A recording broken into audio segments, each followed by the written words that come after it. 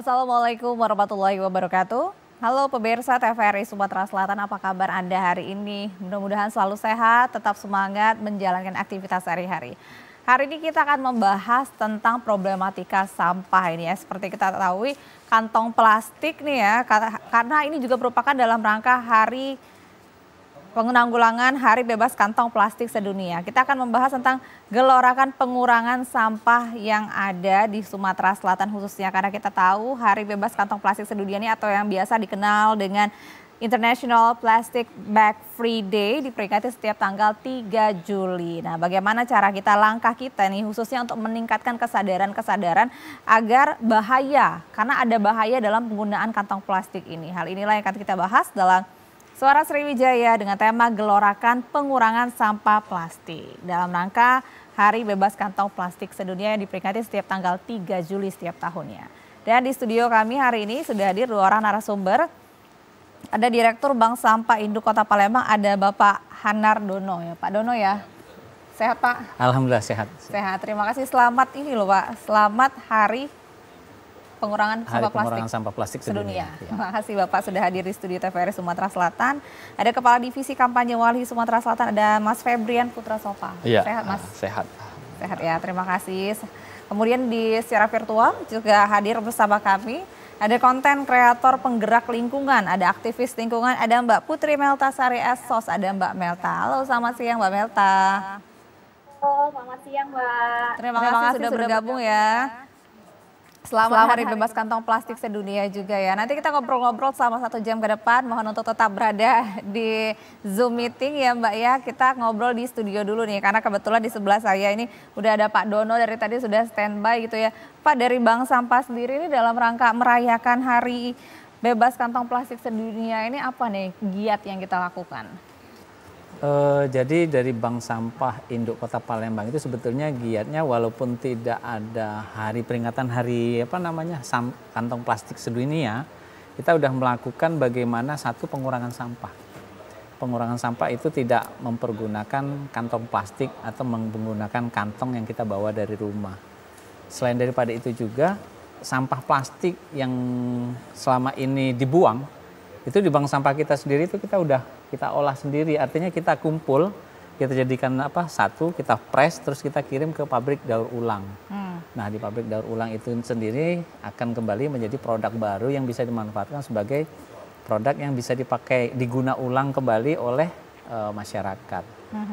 Selain daripada itu juga mengacu daripada peraturan perwali kita juga itu mengatur tentang pengurangan sampah plastik dari salah satu contoh seperti Indomaret dan Alfamart itu sudah melakukan pengurangan plastik ya, tapi mereka dikenakan biaya Rp200 kantong plastiknya.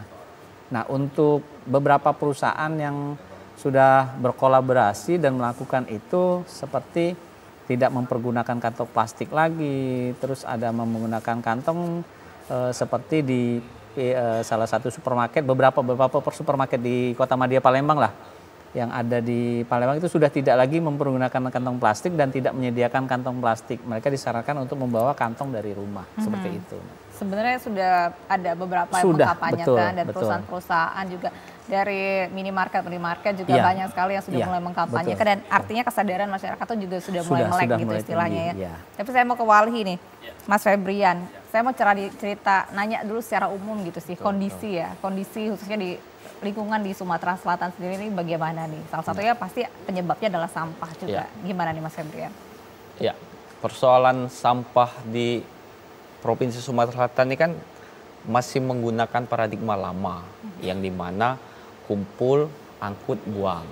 Nah, sedangkan kalau paradigma baru itu sampah itu mulai dari hulu untuk mengatasi permasalahannya itu sendiri, seperti apa yang dimandatkan dari Undang-Undang Pengelolaan Sampah nomor 18 tahun 2008 itu.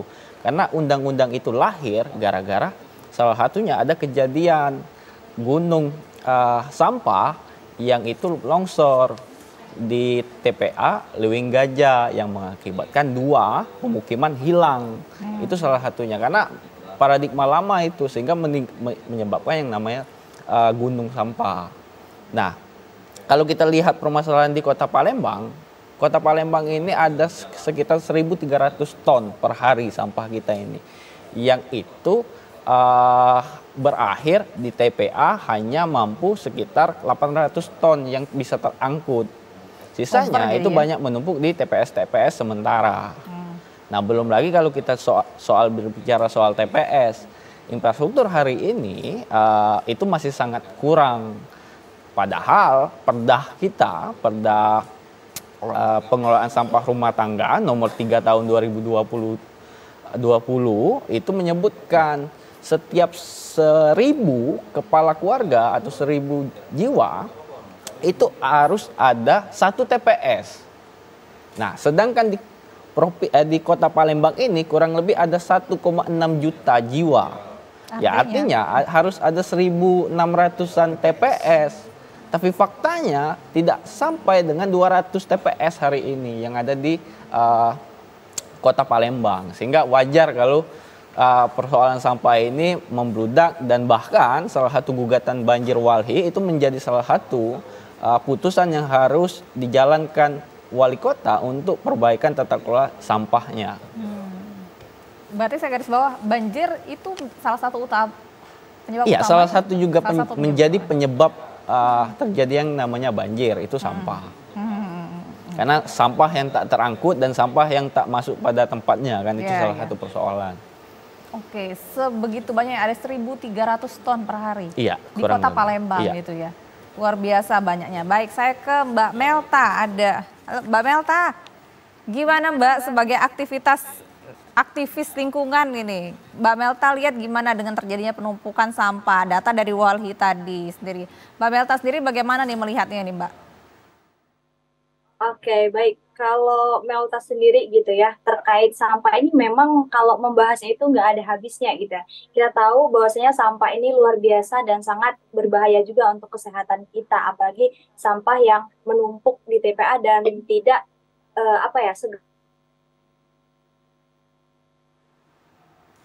Tampaknya sinyal. Oke, Mbak Melta, nanti kami akan coba hubungi lagi karena sepertinya terputus di sini. Baik, saya kembali ke Pak Dono nih Pak. Siap Pak, tadi kalau dari data dari Walhi artinya kalau dari bank sampah sendiri sih gimana nih Pak melihatnya nih? Tumpukan sampah, ini sebentar, kalau dari bank sampah itu tuh gimana untuk awalnya gitu lah, mengambil sampahnya ini bagaimana dari awal sampai dari hulu ke hilirnya tuh gimana nih prosesnya nih Pak? Oke, baiklah. Cerita tentang bank sampah, apa itu bank sampah? Bank sampah itu tidak beda seperti bank sampah konvensional. Jadi kalau bank sampah konvensional maksudnya biasanya kita tabung uang ke bank nih. Nah, sekarang kalau bank sampah ini kita masyarakat, artinya seperti Mas bilang tadi, permasalahannya itu di hulu. Nah, hulu ini sebelum masuk ke hilir, hilirnya itu bakalan jadi satu, kalau nggak ke TPA, ke daur ulang.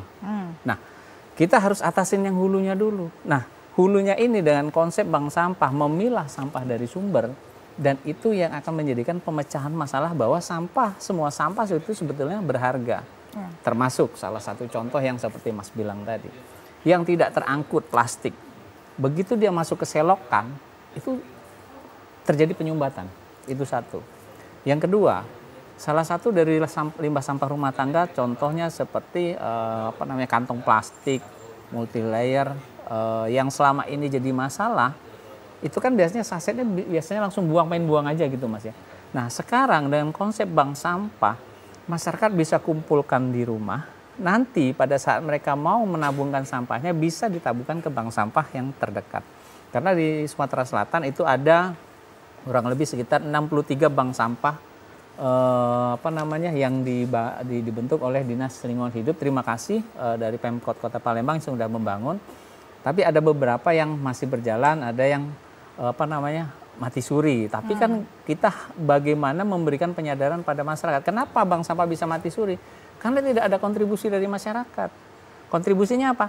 Sampahnya yang selama ini kita berikan sosialisasi untuk memilah, mereka setorkan ke kita, ternyata mereka nggak setorkan.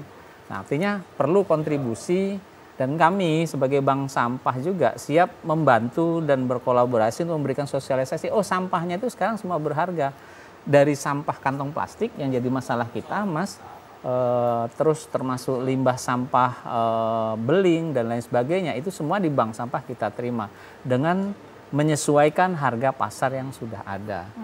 Nah, mungkin kalau strategi kami sih dari bank sampah untuk supaya ini bisa berjalan, masyarakat itu wajib untuk memilah sampah dari sumber, dikumpulkan melalui unit-unit bank sampah yang ada di lokasi, dibentuknya masing-masing kelurahan yang ada di Kota Palembang, seperti itu. Oke. Artinya memang kesadaran ya. Iya, Yang paling utama adalah kesadaran dari masyarakat untuk menabung sampah ini. Untuk menabungkan gitu kan, sampahnya, iya. Menabung sampahnya agar paling tidak bisa ikut berkontribusi kepada para bank-bank sampah ini gitu iya, kan ya. Betul. Yang paling utama gitu ya. Karena bank sampah pun sendiri sebenarnya mencari juga kan ya. Iya. Sangat membutuhkan. Sangat membutuhkan. Ya. Satu, yang sekarang kita juga punya namanya layanan bank sampah keliling, Mas, Ibu. Jadi Bank Sampah Induk Kota Palembang itu punya layanan bank sampah keliling sejak tahun 2021. Oke. Jadi bagaimana kita mengkolek atau membuka rekening nasabah itu kita datengin.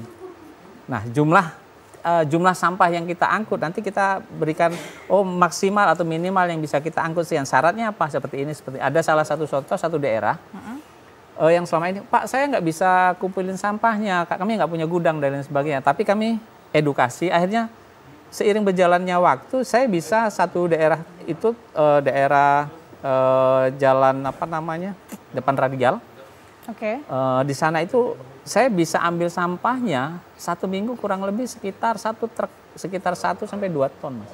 Yang selama ini kan kotor tuh di sana, Bu. Dari masyarakat. Dari masyarakat. Ya? Akhirnya sekarang sampah itu bisa dikolek dengan syarat mereka harus kumpulkan dan terpilah sesuai dengan jenisnya. Oke, baik Pak Dono. Saya kembali lagi terhubung dengan Mbak Melta. Halo Mbak Melta, tadi terputus. Gimana Mbak Melta? Bagaimana problematika sampah menurut Mbak Melta tadi? Oke, baik. Kalau menurut Melta sendiri, problematika sampah ini memang nggak ada habisnya gitu ya, Mbak ya. Apalagi tadi sudah disinggung sama Pak Dono, kemudian juga Kak Sopa. Nah, ini menjadi sangat penting gitu ya. Harapannya adalah tidak serta-merta hari ini hari bebas kantong plastik dunia, cuma hari ini aja kita untuk berusaha untuk mengurangi sampah plastik seperti itu. Harapannya adalah setiap hari, apalagi sudah tersedianya bank sampah gitu ya di berbagai daerah dan tempat, itu memudahkan kita gitu untuk tidak lagi membuang sampah itu langsung ke TPA seperti itu, bisa dipilah dari rumah, dan kiranya masyarakat juga bisa lebih aware gitu dan berpikir bahwasanya limbah aja nih bisa dijadikan cuan seperti itu. Jadi tidak lagi membuang sampah sembarangan atau langsung membuang sampah ke TPA seperti itu. Oke, Mbak Melta. Jadi sebenarnya terima kasih, nanti kita ngobrol lagi. Sebenarnya konsep bank sampah ini sangat membantu sih sebenarnya. Gimana nih Mas Febrian kalau melihat penjelasan Pak Dono tadi, Mbak Melta juga mengatakan bahwa sebenarnya yang harus diedukasi ini adalah sebenarnya masyarakatnya gitu di tengah sedikitnya tempat pembuangan akhir yang tersedia saat ini, Mas. Ya, sebelum ke situ saya ingin bilang ya, kalau Walhi melihat persoalan sampah itu, kalau berdasarkan Undang-Undang Pengelolaan Sampah nomor 8 tahun 2008 itu jelas menyebutkan pasal 15 itu produsen juga wajib bertanggung jawab terhadap kemasannya. Nah, sehingga sampah itu dari produsen sudah memikirkan agar bagaimana itu tidak dikemas seperti kemasan kantong plastik. Itu sebenarnya sudah wajib Undang-Undang Pengelolaan Sampah yang bilang seperti itu. Nah, tapi faktanya hari ini kemasan sampah itu produsen itu selalu memproduksi sampah-sampah. Nah, sehingga kultur yang dulu sebelum kenal dengan kantong plastik, masyarakat Sumatera Selatan atau masyarakat Indonesia ini memang dulu kenal dengan istilah berburu dan meramu, yang dimana salah satu aktivitas mereka dari berburu meramu itu kan semuanya organik dan dibuang ke belakang rumah, dan itu tidak jadi masalah. Tapi karena kemasannya itu berubah, tapi perilaku itu belum berubah. Nah, sehingga muncul yang menjadi problem yang disampaikan tadi, bahwa problemnya itu menjadi salah satu buah simalakama yang dia sendiri yang mengakibatkannya. Nah, sebenarnya tanggung jawab individu itu atau persoalan sampah ini yang paling utama itu adalah tanggung jawab dari produsen sebenarnya. Nah, bahwa ada moral dan ada tindakan yang harus dihindari oleh individu ialah masyarakat. Bagaimana masyarakat itu menjadi memuncul kesadaran dan menjadi gerakan agar yang itu diapresiasi juga oleh pemerintah maupun oleh produsen itu sendiri. Misalnya kayak bank sampah ini seharusnya kan disupport betul oleh produsen, karena bentuk dari penanggung-jawaban dari produsen itu seharusnya itu konkretnya ada di bank sampah, karena bank sampah yang ada di dekat dengan masyarakat, yang dia kalau misalnya contoh Unilever yang sampai hari ini terus didesak untuk berkomitmen untuk meninggalkan kemasan sasetnya. Nah misalnya kalau masyarakat mau langsung ke kantor Unilever kan jauh. Nah, tapi karena ada bank sampah ini, dia bisa menjadi jembatan perantara, bentuk tanggung jawab dari produsen itu sendiri. Sebenarnya itu kalau melihatnya itu. Jadi ketika siklus atau skema itu berjalan, maka sampah kita yang ada di Indonesia maupun di Palembang ini tidak berakhir kepada TPA, karena dikelola. Yeah. Karena Undang-Undang Pengelolaan Sampah pun itu bilang TPA itu bukan tempat pembuangan akhir, tapi tempat pengelolaan akhir. Jadi dikelola, begitu problemnya.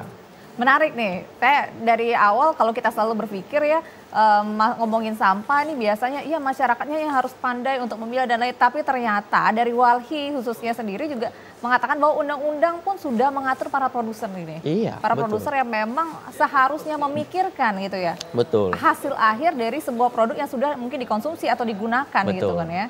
Ternyata konsen Walhi malah di situ. Nah, Pak Dono sendiri ngelihatnya gimana? Jadi sebenarnya harusnya. Cuman kan faktanya kan tidak seperti itu. Betul. Ya. Kan kalau Bapak sendiri nih dari Bank Sampah sendiri sih melihat nih produk-produk sampah yang seperti apa sih yang paling sering Pak Dono temuin ini nih? Kalau yang disampaikan sama Mas Febri tadi, sebetulnya udah kita coba lakukan. Salah satu contoh yang seperti Mas Febri bilang, Unilever itu salah satu perusahaan terbesar yang menghasilkan sampah plastik kemasan, Mas ya, multi-layer dan lain sebagainya. Dan alhamdulillah, Mbak, strategi saya yaitu tadi merangkul stakeholder. Stakeholdernya salah satunya Unilever. Jadi untuk multi-layer sendiri itu sekarang itu kita sudah ambil. Kenapa kita Bank Sampah Induk Kota Palembang itu berani ambil sampah plastik bentuknya multi-layer yang tidak dibuang ke TPA, justru kita ambil itu Unilever itu ambil sendiri ke tempat kita. Nah, jadi mereka ambil dengan harga yang seperti Mas bilang tadi, ada kontribusi dari dari pihak perusahaan produsen yang penghasil sampah tadi. Kalau selama ini katanya CSR, kalau saya bilang jangan bergantung dengan CSR. Artinya dengan kemitraan seperti ini, si Unilever mau ngambil sampahnya itu sudah cukup membantu Kota Palembang. Ya salah satu contoh untuk sampah multilayer sendiri sih, kalau 1 bulan kita bisa mencapai sampai 5 tonan Mas yang diambil sama Unilever. Nah, itu pun dari baru beberapa kurang lebih sekitar 500 sampai 600 nasabah yang ada di Kota Palembang. Belum lagi yang perusahaan-perusahaan. Salah satu contoh kalau saya boleh sampaikan di sini Astra Group lah. Astra Group saat ini semua sampahnya udah kita ambil, kita pilah, dan mereka punya kewajiban untuk mengembalikan membantu masyarakat membayar sampah yang mereka hasilkan. Contoh kemasan kardusnya, plastiknya, segala macamnya seperti itu. Oke, kita akan bahas lagi nih, harus break dulu nih. Bapak-bapak dan juga Mbak Melta, pemirsa kami akan segera kembali, tetaplah bersama kami di Suara Sriwijaya.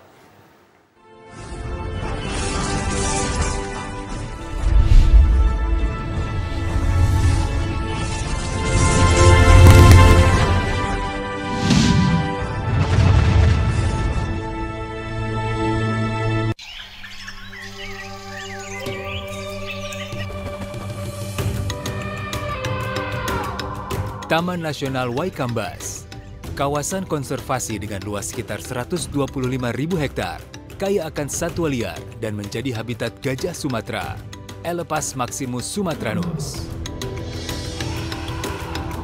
Keberadaan kawasan konservasi Waikambas sangat penting untuk melindungi satwa gajah yang masuk kategori appendix ini. Dan inilah lokasi tempat keseharianku sebagai seorang mahout. Interaksiku bersama hewan besar ini membangun keterikatan emosi layaknya orang tua dan anak.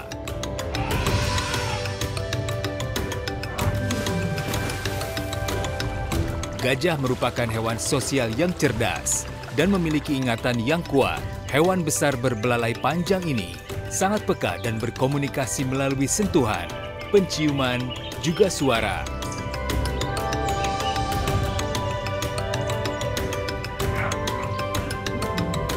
Konflik gajah dengan manusia, penyusutan hutan habitat alami gajah, dan perdagangan gading ilegal menyebabkan gajah diambang kepunahan. Satu pesanku, hidup berdampingan dengan gajah, cegah kepunahan.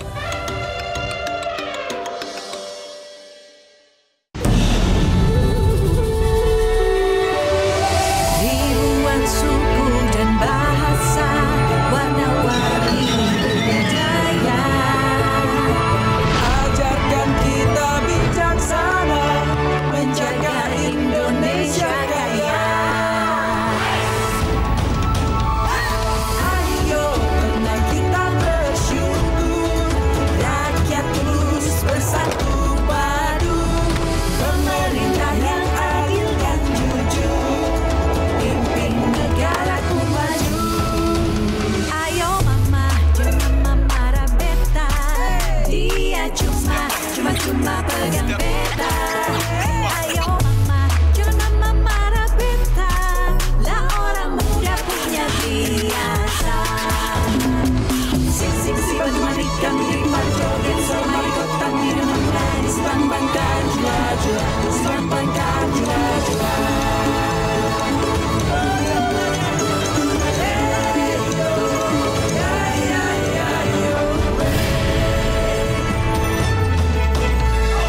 Dari Aceh hingga Papua, kita semua bersaudara. Bekerja dan berdoa, bangga dan bersahaja untuk Indonesia Raya. TVRI, media pemersatu bangsa.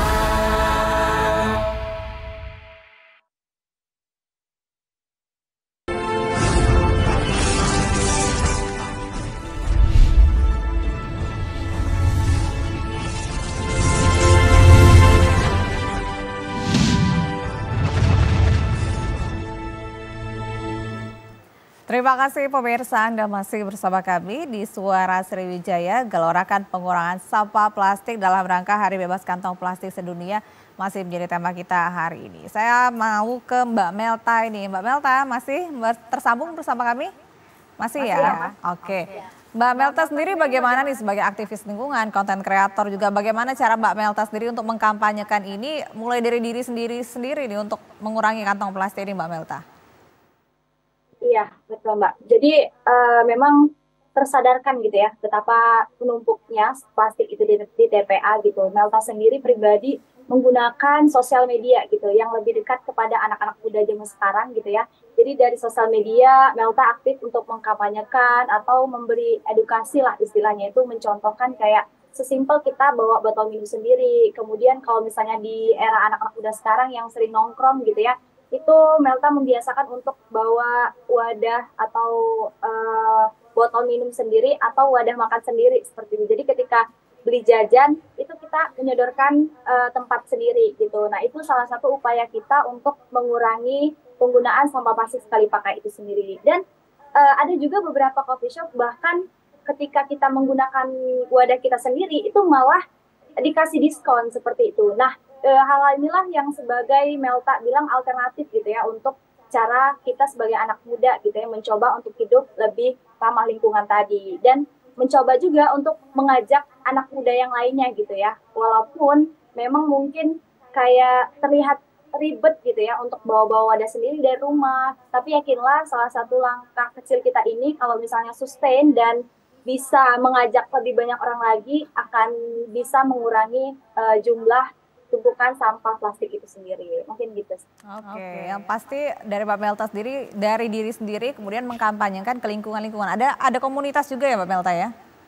Iya betul Mbak, ada komunitas. Ada komunitas. Komunitas untuk sama-sama menjaga sampah, jangan sampai itu ya, menanggulangi dan mengurangi sampah plastik ini. Baik, saya ke Mas Febrian lagi nih Mas.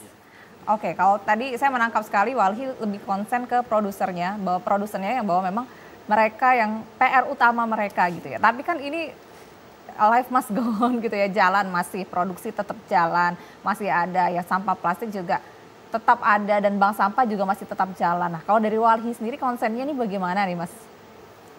Iya, Walhi kan itu tadi, Walhi adalah lembaga organisasi non pemerintahan yang melakukan advokasi kebijakan.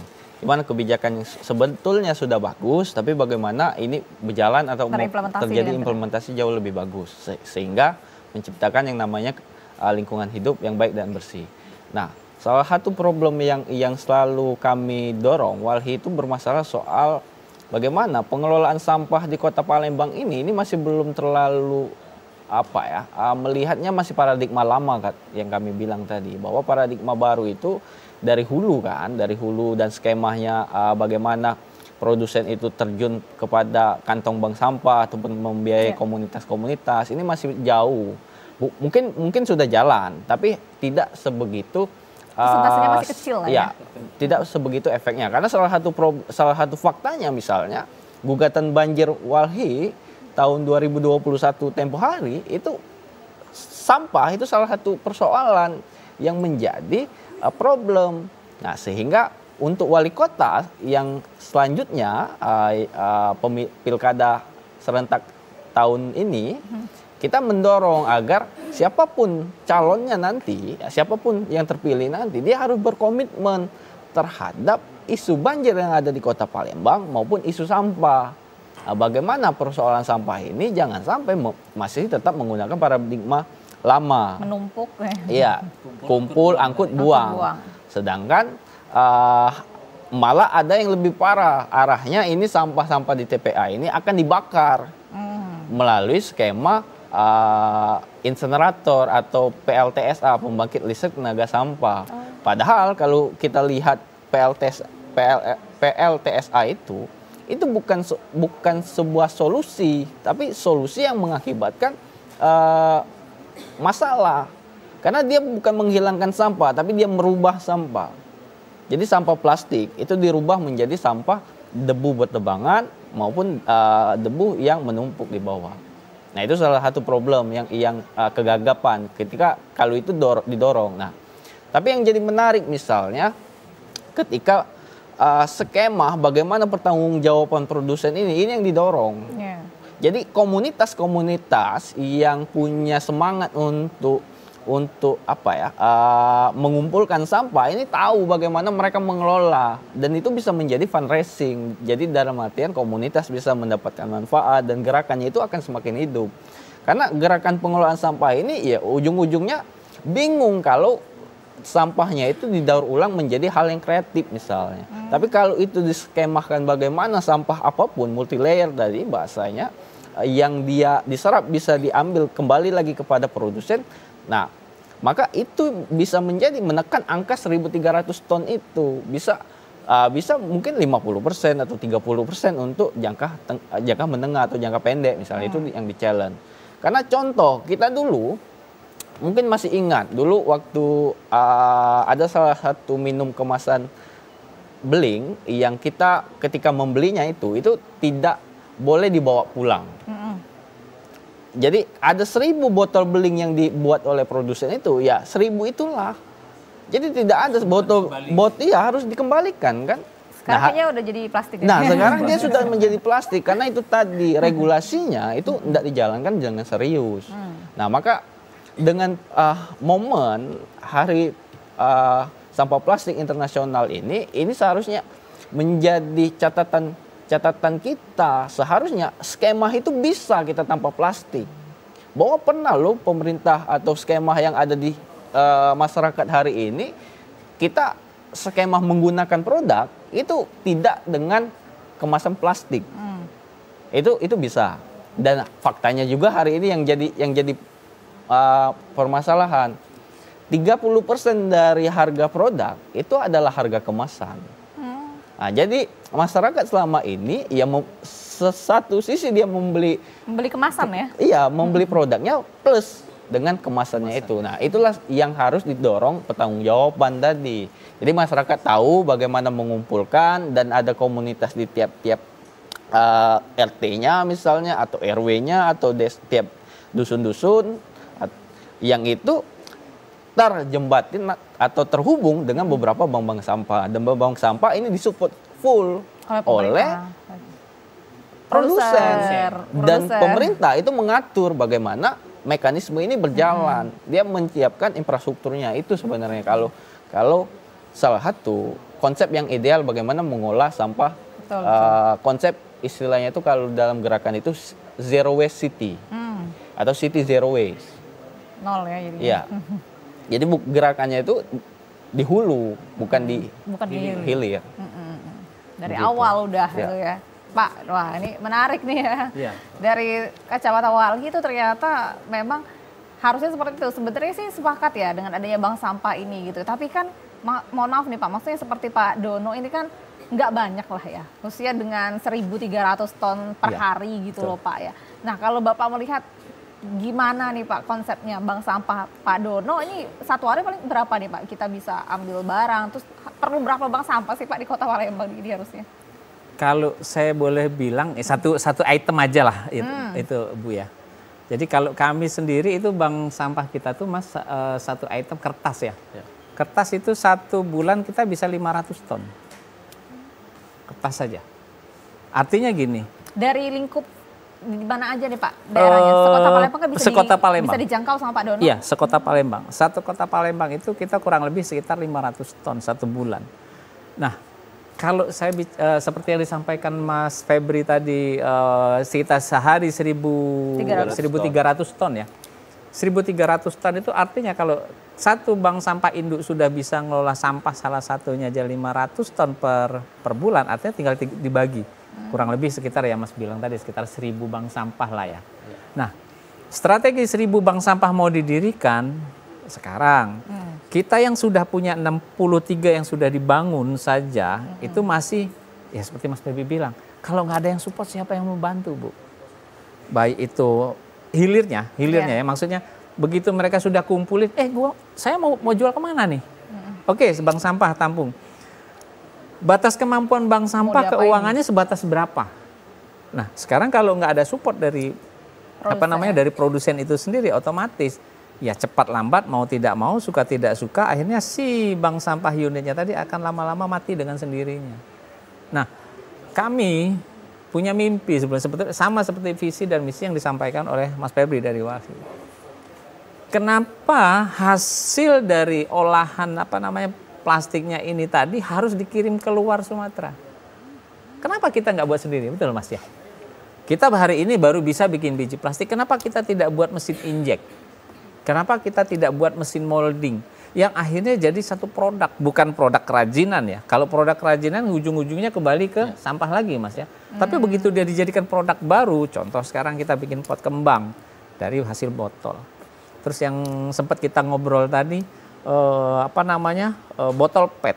Botol PET itu botol PET itu kalau diolah benar-benar diolah itu bisa jadi ambal karpet. Karena bahannya polister. Dijadikan benang, dibuat ambal, dibuat dakron dan lain sebagainya. Nah, itu baru ada di Pulau Jawa. Sedangkan di Palembang belum ada. Nah, kami juga berharap seperti Mas Febri bilang, dorong ini untuk bagaimana mendirikan pabrik-pabrik atau mitra-mitra daur ulang yang bisa kita buat di Kota Palembang. Mungkin dipelopori dari bank sampah bisa, dari komunitas apa yang bisa kita bisa kerjakan sama-sama melalui program yang Mas Febri bilang tadi, kolaborasi nggak bisa Bu, ibarat saya selalu bilang kita ngurusin sampah itu sama dengan seperti sapu lidi Bu. Sapu lidi itu nggak akan bisa jadi sapu kalau satu batang. Nah, ini ada Mas Febri dari Walhi, ada dari TVRI, ada dari pemerintah, ada stakeholder yang lain. Yuk kita kerja bareng, promosi mungkin kita bisa dari TVRI, untuk sarananya dari si stakeholder penghasil sampah, produsen sampah. Pemerintah mungkin dari kebijakan yang untuk mendorong supaya bank sampahnya itu bisa eksis seperti itu. Saya sepakat sama yang dibilang Mas Febri tadi. Oke, baik. Saya ke Mbak Melta. Mbak Melta, boleh cerita komunitasnya Mbak Melta, kampanye-kampanye apa saja yang sudah dilakukan ini untuk mengurangi sampah plastik Mbak Melta? Oke, baik. Sedikit cerita, Mbak. Jadi Melta itu salah satu komunitasnya namanya Trust Ranger Indonesia, yang memang latar belakangnya itu hampir mirip gitu ya sama komunitas yang mana memang waktu itu di tahun lalu kita baru 1 tahun menginjak 1 tahun tahun ini itu berawal dari suatu kegiatan di daerah Jawa Barat yang mana banyak sekali menghasilkan sampah-sampah gitu. Nah, jadi kita berinisiasi ada 5 sampai 10 orang gitu ya untuk ngambilin sampah-sampahnya gitu. Nah, berawal dari sana ketika melihat banyak sekali anak-anak muda yang kayak mereka pengen juga belajar lebih lagi terkait bagaimana sih agar sampah-sampah ini tidak dibuang sembarangan. Nah, dari sana kita inisiasi untuk membuat suatu komunitas yaitu fokus kepada mengkampanyekan isu lingkungan, baik itu di sosial media maupun secara offline. Nah, untuk 1 tahun Trust Ranger Indonesia ini, kita ada beberapa kegiatan, salah satunya adalah kampanye di sosial media terkait bahaya dari sampah plastik ini sendiri. Kemudian untuk kegiatan-kegiatan offline, kita ada AREDES, Aksi Rangers untuk Desa. Nah, itu semacam pengabdian gitu ya kepada masyarakat, kita terjun langsung untuk membuat kegiatan yang mana ini juga mendorong agar masyarakat lebih aware terhadap lingkungannya itu sendiri, khususnya di sampah plastik. Kemudian kalau untuk di Sumsel sendiri memang baru terbentuk dan kita juga mau open rekrutmen untuk di Sumatera Selatan gitu ya, agar lebih aktif lagi karena memang di Sumatera Selatan sendiri sebenarnya sudah banyak gitu ya komunitas-komunitas yang peduli akan lingkungan. Nah, ini kita harapannya bekerja sama juga nih untuk ke stakeholder, kemudian instansi pemerintah dan juga bank sampah. Karena di Trust Ranger ini sendiri ada pilar yang namanya waste management. Nanti juga kita bakalan bekerja sama juga untuk bagaimana kita berkolaborasi untuk membuat sebuah kegiatan ataupun nantinya berujung kepada bekerja sama dengan bank sampah setempat seperti itu agar tidak ada lagi sampah-sampah yang terbuang secara aur-auran mungkin di jalanan seperti itu. Nah, ini juga kita mencoba untuk masifkan di Sumatera Selatan gitu ya, karena antusiasnya juga luar biasa nih pemuda-pemuda dan memang harapannya juga sustainable seperti itu. Baik, terima kasih. Menarik ya komunitasnya Mbak Melta. Nanti ngobrol-ngobrol lagi Bapak-Bapak juga. Kita akan break dulu pemirsa. Kami mengundang Anda silakan bergabung bersama kami di line telepon di 0711311454. Tetaplah bersama kami.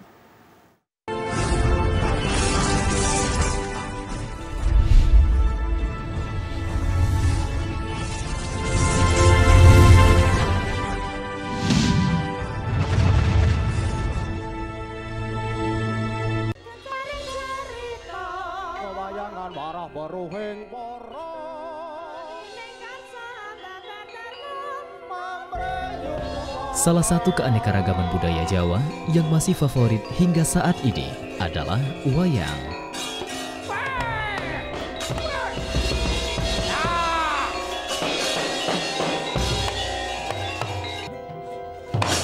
Seni pertunjukan dengan alur cerita yang menarik ini hadir menemani pemirsa pecinta warisan budaya asli Indonesia dengan beragam cerita dan daun kondang.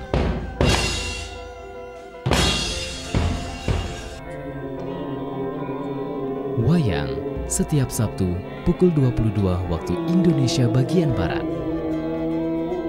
Hanya di TVRI Sumatera Selatan, media pemersatu bangsa.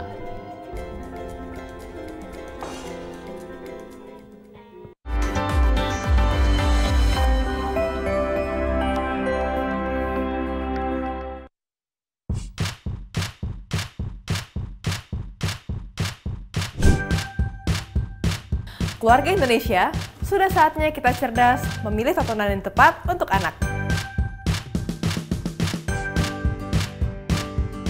Karena tontonan yang ramah anak sangat penting untuk membentuk karakter dan tumbuh kembang anak. TVRI menghadirkan program-program tayangan yang edukatif dan aman untuk buah hati kita. Ayo ke museum.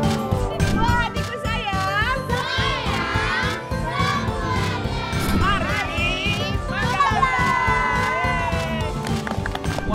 Kami, anak-anak Deva, hidup dari lontar.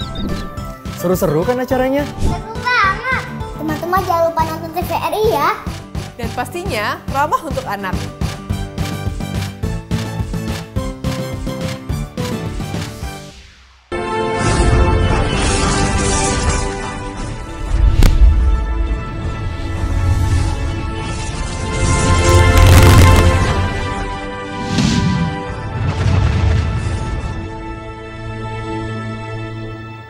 Terima kasih Anda masih bersama kami di Suara Sriwijaya, gelorakan pengurangan sampah plastik dalam rangka Hari Bebas Kantong Plastik Sedunia.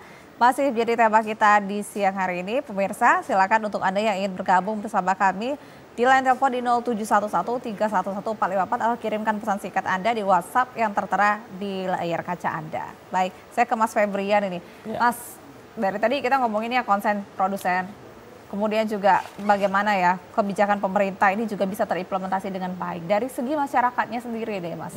Mas Febri sendiri sudah merasakan, masyarakat juga sudah cukup support dan sudah sangat aware sekali untuk melakukan pengurangan sampah plastik ini Mas?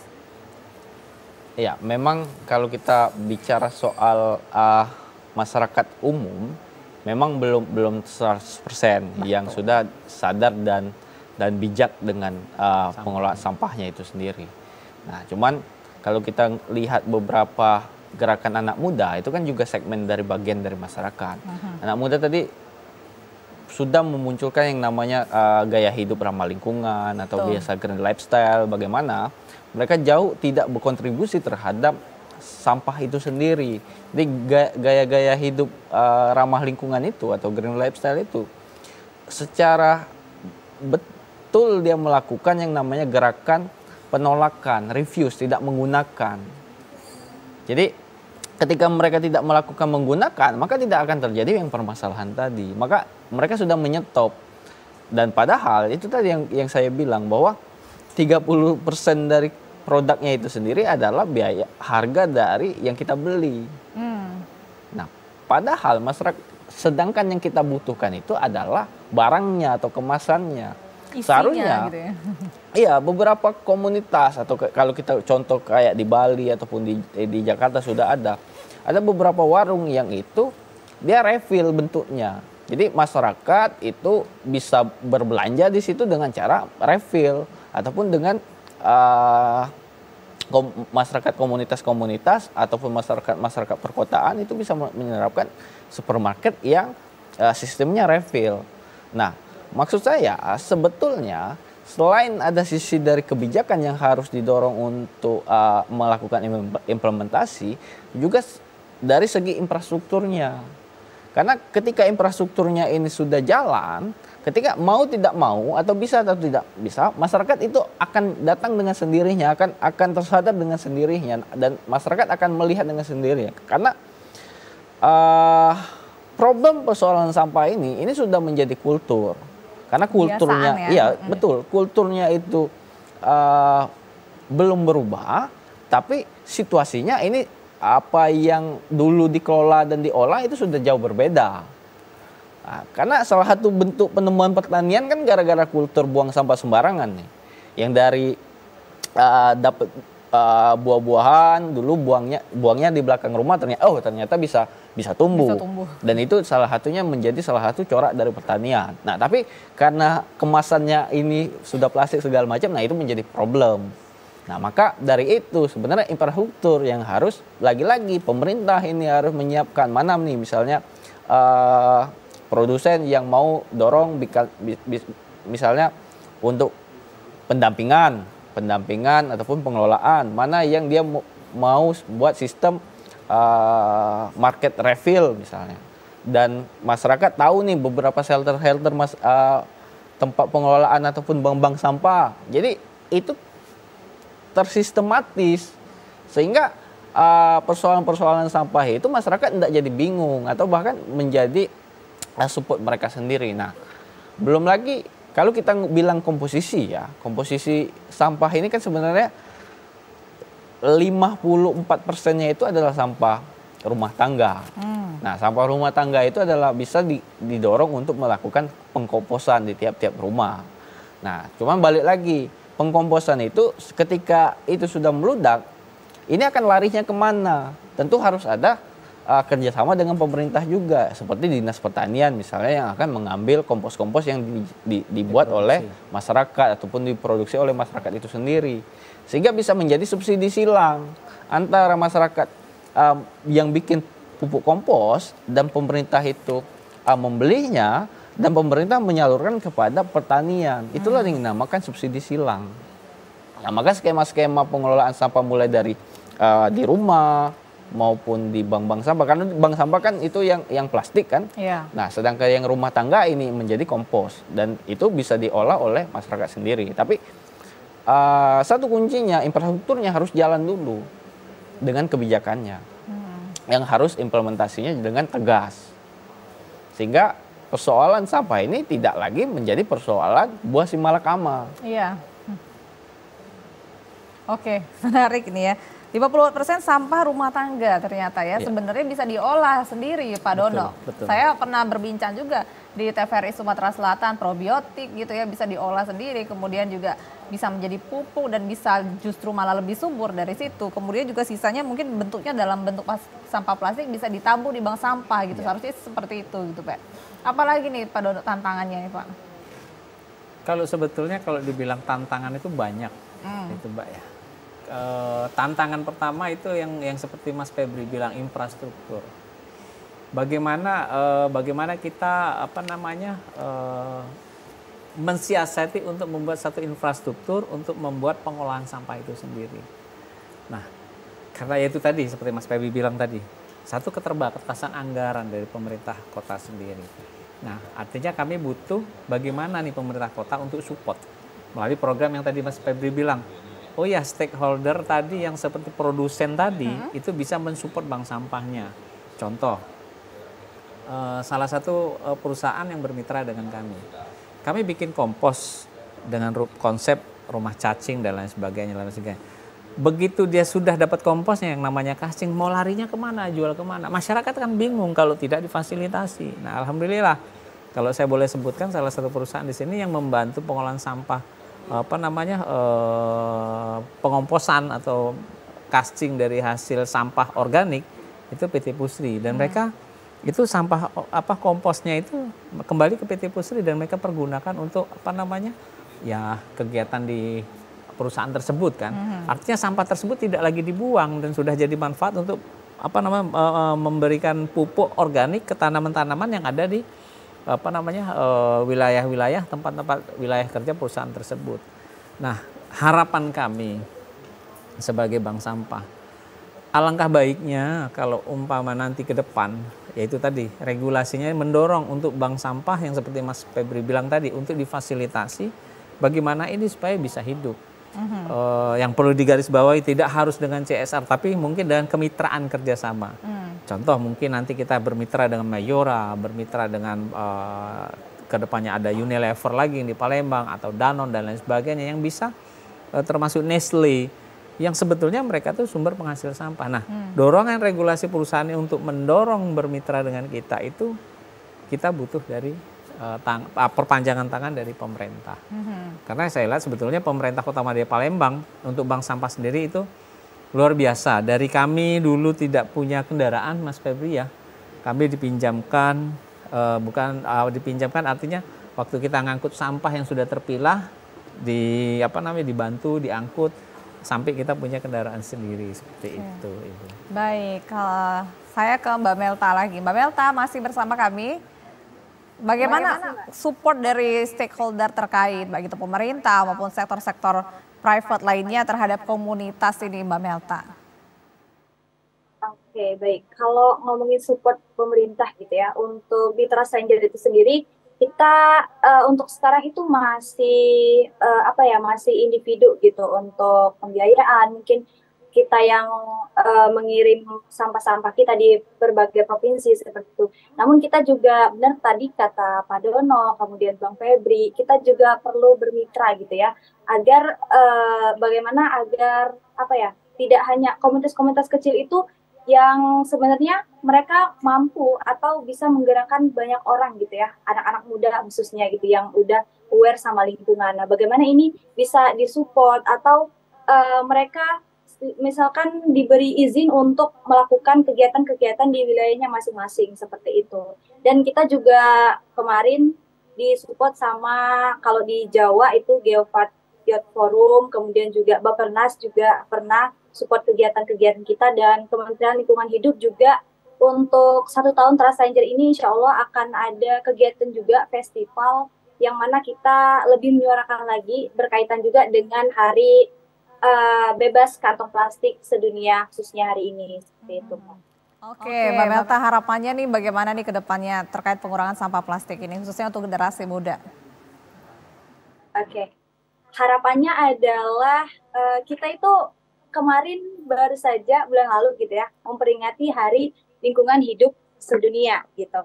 Jadi peringatan-peringatan seperti ini harapannya tidak hanya satu kali dalam setahun seperti itu. Mulai kapan sih kita sadarnya gitu ya kan bahwasanya sangat-sangat banyaknya sampah gitu ya, terutama di Indonesia yang penyumbang sampah terbanyak gitu ya, kedua setelah Cina gitu.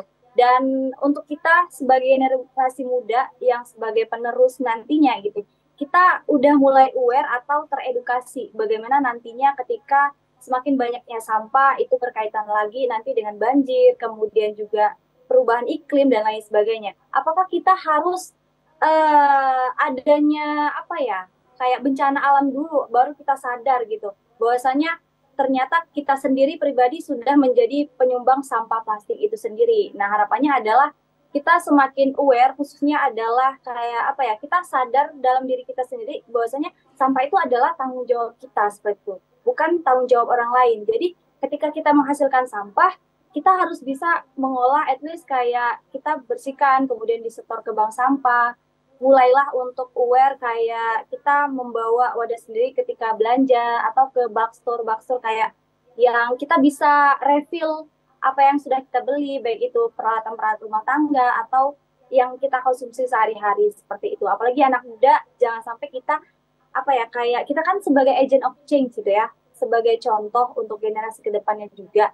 Nah, kita jangan malu kayak kita bawa botol minum ke kafe gitu, apa sih berat-berat gitu kan, kayak ribet banget harus bawa-bawa seperti itu. Tapi yakinlah ketika satu langkah kecil itu kita lakukan sustain, apalagi kayak kita bisa menginfluence orang banyak juga, kebaikan juga akan datang pada kita, khususnya juga untuk lingkungan. Mungkin itu sih. Oke, baik. Terima kasih Mbak Melta, luar biasa ya mengkampanyekannya ini. Mudah-mudahan semangat untuk mengurangi sampah plastik ini bukan hanya di Mbak Melta ataupun di teman-teman komunitas, tetapi juga bisa ditularkan kepada seluruh generasi muda ini khususnya. Terima kasih Mbak Melta. Saya Mas Febri nih, karena udah mau menit-menit terakhir tinggal kesimpulan-kesimpulan, pasti tentu pesan-pesan ya yang kita harapkan untuk bisa diberikan oleh Walhi, baik itu kepada para produsen, kemudian juga masyarakat dan juga pemerintah itu sendiri. Ya, balik lagi pada poin yang dari awal saya bilang bahwa sampah plastik itu adalah tanggung jawab dari produsen, jelas. Karena undang-undang pengelolaan sampah itu mewajibkan produsen untuk bertanggung jawab terhadap kemasannya.